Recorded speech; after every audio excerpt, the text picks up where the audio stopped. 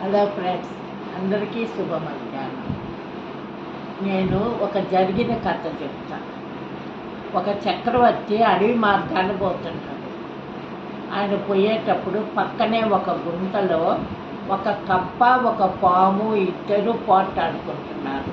ఆ కప్పను పట్టుకొని మింగే టైంలో ఆ కప్ప నన్ను వదులు వదులు అంటుంది. ఆ పాము వదలకుండా మింగుతుంది. అప్పుడు ఆ చక్రవర్తిని కాపాడు కాపాడు అని ఆ కప్ప అడుగుతుంది.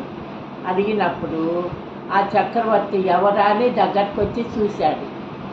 చూసినప్పుడు ఆ కప్ప నన్ను ఇడిపించు ఓ చక్రవర్తి అంటుంది. నన్ను ఇడిపించు అన్నప్పుడు ఆ కప్ప ఈ పాము కాడికి వచ్చి ఎడుగు అల్లాడిపోతుంది కదా ఆ కప్ప అంటే, ఆ కప్పెత్తు మాంసం నాకు ఇచ్చి ఆ కప్పని ఇడిపించు అంటుంది ఆ పాము.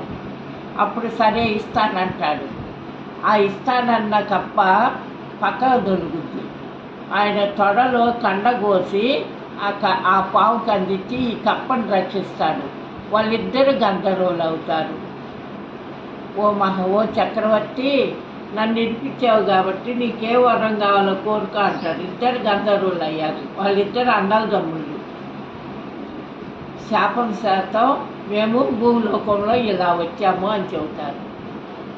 అప్పుడు ఈ చక్రవర్తి ఎవరు?